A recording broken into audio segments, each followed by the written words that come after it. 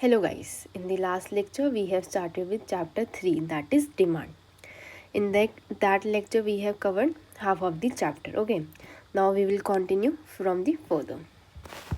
See, in last lecture we have discussed about demand, quantity demanded, demand function, factors affecting demand, plus demand curve and demand schedule of law of demand. That is explanation of law of demand. ठीक है. Now we are going to start with why does demand curve slopes left to right.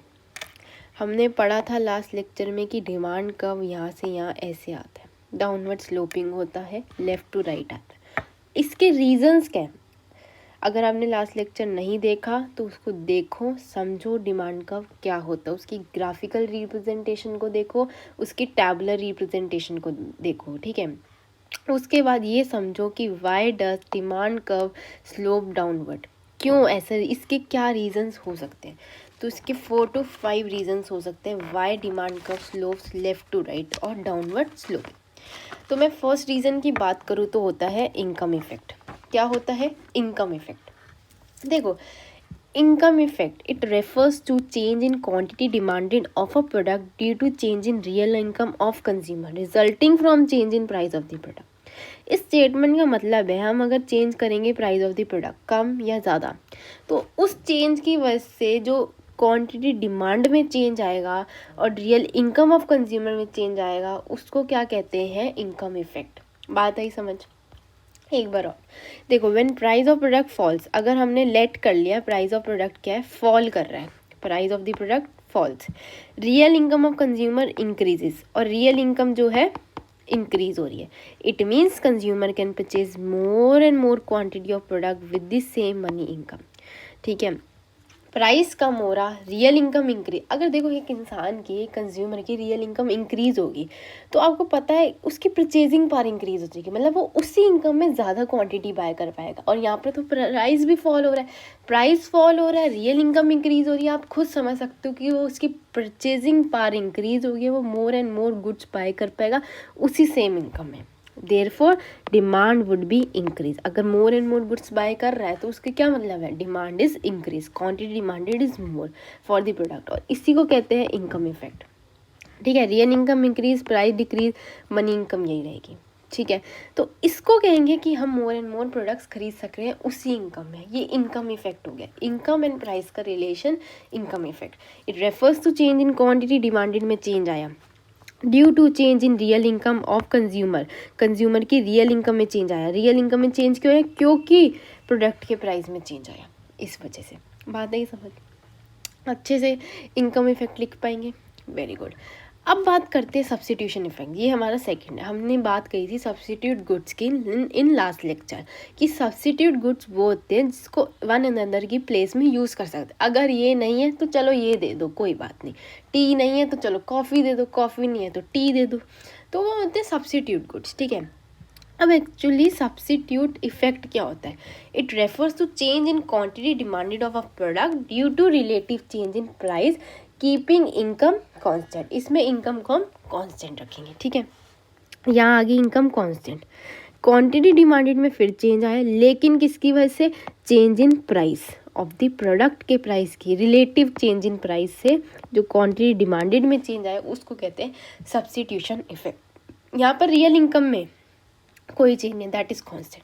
When price of the product fall, जब product का price fall करेगा, then it become relatively cheaper in comparison to another substitute. अब देखो, एक होता है substitute good, एक है टी, एक है कॉफ़ी, ये दोनों सब्सिट्यूट गुड है. हमारा प्रोडक्ट है टी जिसका प्राइस कम हुआ, तो ये इसके कंपैरिजन में ये कम हो गया, मतलब इसका ज़्यादा रहेगा टी से. ये 10 की थी, ये 20 की थी. ठीक है. तो कम हुआ ना, सब्सिट्यूट गुड्स के इफेक्ट में तो कम हो गया ना प्रोडक्ट का प्राइस. देयरफॉर प्राइस फॉल हुआ. Therefore consumer will demand less of substitute goods and more of our good.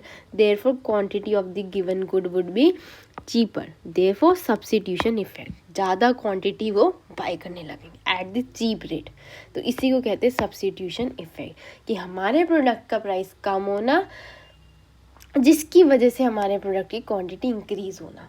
In relation to substitute goods. Okay, तो ये हो गया substitution frame second case. Third case की बात करते हैं, law of diminishing marginal utility. ये हमने पढ़ा था चैप्टर नंबर 2 में, कंज्यूमर्स इक्विलिब्रियम। उस law of diminishing marginal utility उस लेक्चर में बहुत अच्छी तरह से एक्सप्लेन कर रखा है। अगर आपने उस लेक्चर को नहीं देखा तो ज़रूर उसको देखें, ठीक है। तो मैं यहाँ पर आपको बताऊँ कि ये जो है लॉ हमारे को डिमांड कर्व को डाउनवर्ड स्लोपिंग करने में कैसे हेल्प करता है।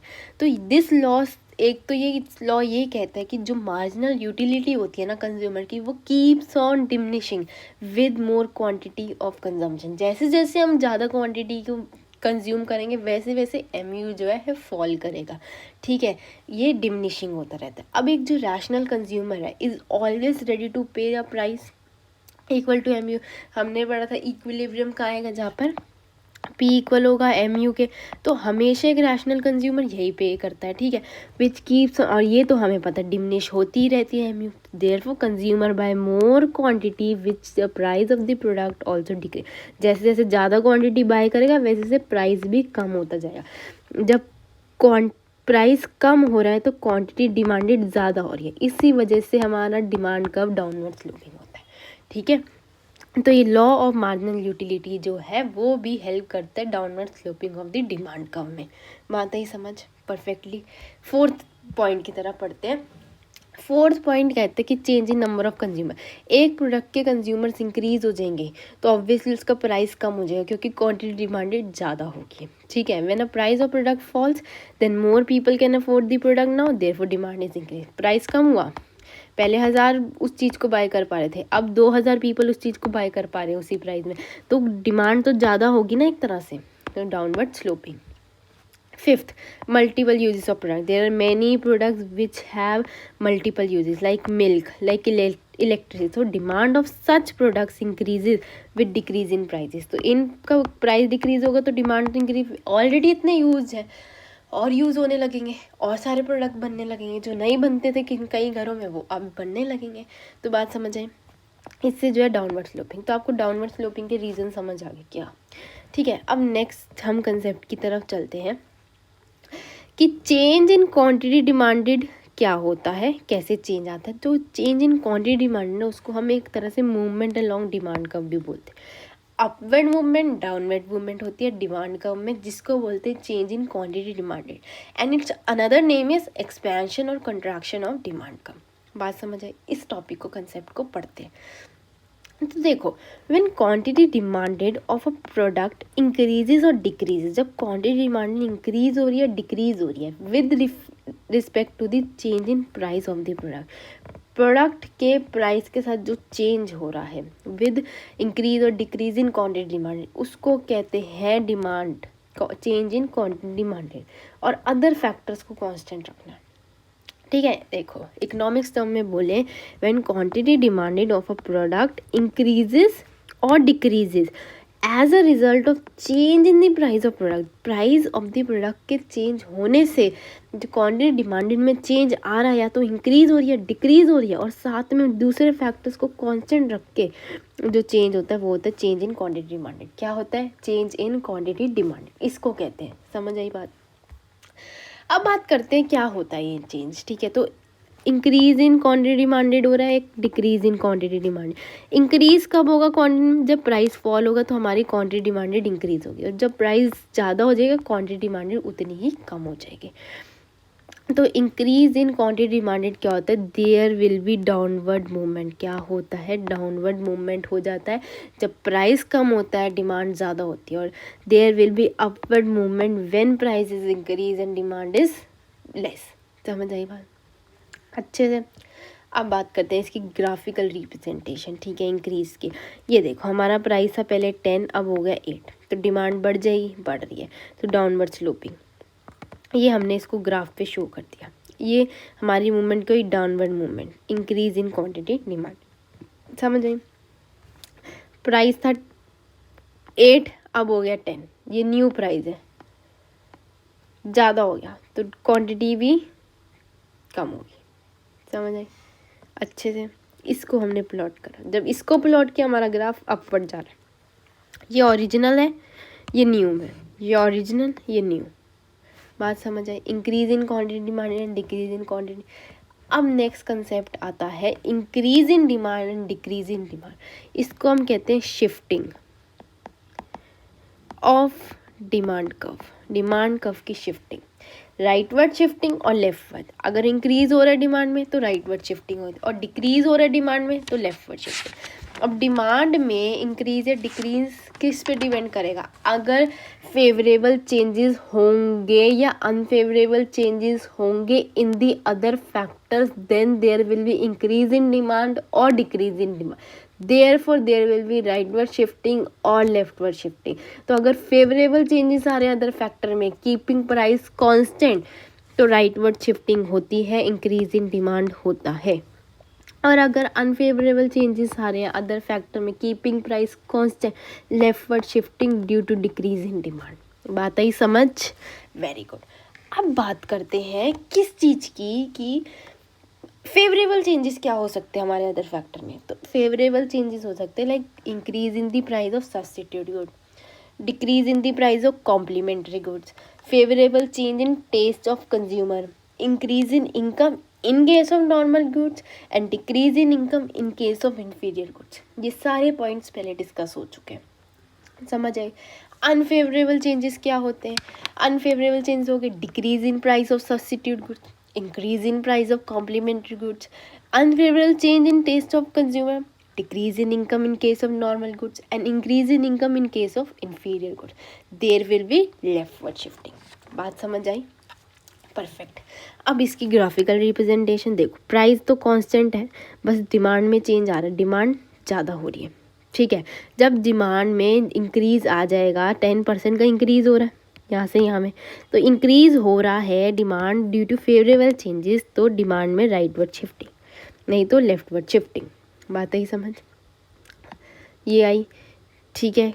ये हमारी ओरिजिनल है, ये न्यू है, ये न्यू है, ये ओरिजिनल है। बात आई समझ? नेक्स्ट कंसेप्ट देखते हैं फिर मार्केट डिमांड का। डिमांड हमने पढ़ा, हमें समझ भी आया, ठीक है। अगर आपको नहीं आया आप फिर से उसकी डेफिनेशन को समझो और आपको अब आ जाएगा, ठीक है। अब होती है मार्केट डिमांड। मार्केट डिमांड वो थी इंडिविजुअल डिमांड, एक ही पर्सन की डिमांड कह सकते हैं, जिसको कहेंगे मार्केट डिमांड। ओवरऑल डिमांड, सबको मिला के मिली हुई addition, summation of all the individual demand is known as market demand. पढ़ते हैं। It refers to quantity of a product which all the consumers are willing and able to buy at each possible price during a given period of time. Thus, it is the summation of individual demand of product. It refers to वही quantity of product consumer are willing and able to buy at each possible price. इसको कहते हैं market demand, ठीक है। ये वही same ही है सब कुछ, लेकिन ये समीशन है सारी इंडिविजुअल डिमांड का, दैट्स द डिफरेंस ओनली, ठीक है। बात करते हैं इसकी ग्राफिकल एंड टैबुलर रिप्रेजेंटेशन। अब देखो ये है हमारी इंडिविजुअल डिमांड, ए की, बी की, सी की, इनको ऐड करके एक ग्राफ बनाएंगे तो वो आ जाएगी हमारी मार्केट डिमांड। समझ आई? ये हमारा जो है मार्केट डिमांड कर्व आ गया, इसी को हमने ग्राफ पे प्लॉटिंग कर दी। ये प्राइस डिक्रीज, डिमांड इंक्रीज। बात आई समझ? अच्छे से बात समझ आई? ये था मार्केट डिमांड, ठीक है। अब बात करते हैं factors affecting market demand of a product की। जो मार्केट डिमांड है प्रोडक्ट की, उसको कैसे फैक्टर्स अफेक्ट करते हैं। इंडिविजुअल डिमांड के समझ आए थे, वही सारे फैक्टर्स है, price of the product, price of related good, income of consumer, taste and preferences, future expectation, यही सारे फैक्टर, बस एक या दो फैक्टर हैं। पहला इंक्रीज या डिस्ट्रीब्यूशन इनकम। अगर अनइक्वल इन डिस्ट्रीब्यूशन है तो डिमांड का फॉल्स, इक्वल है तो डिमांड का राइज। ऐसा क्यों हुआ? क्योंकि देखो सोसाइटी में अगर इनकम अनइक्वल है, किसी का ज़्यादा है किसी का कम है, तो डिमांड भी उसी हिसाब से कम होती जाती है। और अगर सबके पास ही ज़्यादा है सबके पास ही कम है तो उसके अकॉर्डिंग डिमांड भी ज़्यादा हो जाती है, ठीक है। तो डिस्ट्रीब्यूशन ऑफ इनकम जो है मार्केट डिमांड के ऊपर डिपेंड रहता है, मार्केट डिमांड इसके ऊपर डिपेंड है। और एक और आ जाता है साइज़ ऑफ पॉपुलेशन इसमें। अब साइज़ ऑफ पॉपुलेशन ज़्यादा है, डिमांड बढ़ेगी कम होएगी? बढ़ेगी, ऑब्वियस। पॉपुलेशन कम है, डिमांड कम हो जाएगी। सही बात है कि नहीं? परफेक्ट, बिल्कुल मार्केट डिमांड के फैक्टर समझ है। ठीक है, लास्ट टॉपिक, इस चैप्टर का लास्ट टॉपिक है, बहुत इंटरेस्टिंग और बहुत इजी और बहुत छोटा, exception cases of law of demand. हमने लॉ ऑफ डिमांड पढ़ा कि सारे फैक्टर्स कांस्टेंट रख के प्राइस और डिमांड में इन्वर्स रिलेशन होता है, हमें पता है, price fall demand increase, price increase demand कम। ठीक है, लेकिन यहाँ पर ये 3 केसेस ऐसे हैं, ये 3 केसेस ऐसे आ जाते हैं जहाँ पर ये वाला लॉ जो है एक्सेप्ट नहीं होता, मतलब ये लॉ यहाँ पर फॉलो नहीं होता इन गुड्स के केसेस में। पहले गुड्स, नेसेसरी गुड्स, उनमें केस में नहीं। अब देखो, salt is a necessary item, आपको भी पता है, सॉल्ट नहीं खाओगे तो बहुत कुछ हो सकता है। Salt is very necessary for the food, salt तो होना ही चाहिए, कितना भी गरीब बंदा क्यों ना वो सॉल्ट तो प्रेफर करती है, क्योंकि सॉल्ट के बिना कोई खाना नहीं बन सकता। ठीक है, तो सॉल्ट नेसेसरी। अब सॉल्ट अगर सस्ती मिलेगी तो ज़्यादा खरीदने लग जाओगे, नहीं खाने में तो उतनी डलेगी ना जितनी डालते, ज़्यादा तो डाल। और सॉल्ट अगर महंगी हो जाएगी तो भी कहीं ना कहीं गरीब थोड़ी खरीद लेगा क्वांटिटी, बट खरीदेगा ज़रूर। अब मेडिसिन है, इट इज़ नेसेसरी, मेडिसिन नहीं लोगे तो भी काम नहीं चलेगा, ज़्यादा लोगे तो भी काम नहीं। अगर प्राइस डिक्रीज़ हो रहा है, ये तो नहीं है ना 10-15 पत्ते लेके खा जाओगे, नहीं खा सकते ना, जितनी रिक्वायरमेंट है उतनी खाओगे। और इतना भी नहीं है कि मेडिसिन का प्राइस इंक्रीज़ हो गया तो हम चाहे कम ले लेंगे, लेकिन लेंगे ज़रूर।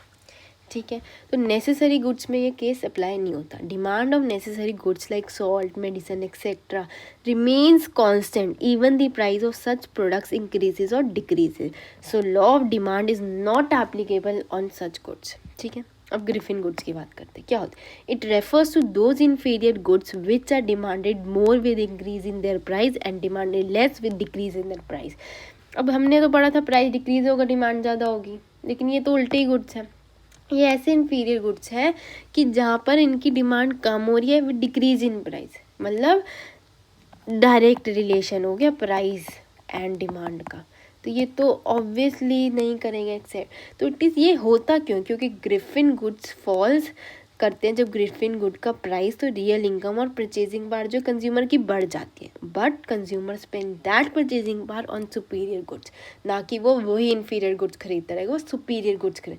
The demand of Griffin good therefore decreases, price come, Griffin goods का, इसका मतलब है प्राइस कम हुआ, उसी इनकम में अब वो ज़्यादा गुड्स खरीद सकते हैं, मोर गुड्स। ठीक है, क्योंकि उसकी परचेजिंग पावर इंक्रीज होगी है, इस वजह से therefore consumer spends more on the different good, not on these inferior goods. Okay, तो therefore this law does not accept in this case. Okay, तो लास्ट बात करते हैं गुड्स ऑफ स्टेटस, ये होते हैं luxury goods, those precious goods which are purchase by people to show their status in the society. ठीक है, that are demanded more and more with increase in their price, जैसे जैसे price बढ़ता है वो और ज़्यादा डिमांड करते हैं, जैसे ज्वेलरी, लग्जरी कार्स, वो कहते हैं हम शो करना चाहते हैं हमारे पास इतना मनी है, हमने इतनी अच्छी कार खरीद ली है। तो एक गुड्स ऑफ स्टेटस के केस में भी लॉ ऑफ डिमांड फॉलो नहीं होता। बात समझ आई? ठीक है, अच्छे से। अब हमने हमारा chapter number 3 that is demand over होता है यहीं पर। आपको मैंने 2 लेक्चर्स के अंदर इस चैप्टर को एक्सप्लेन किया, दोनों को अच्छे से देख के समझो। अगर समझ नहीं आए, कोई भी डाउट हो, आप मेरे से पूछ सकते हो, और अगर आपको इनके नोट्स चाहिए तो भी आप बता सकते हो। और अगर आपको ये वीडियो अच्छी लगी है, do like, share and subscribe.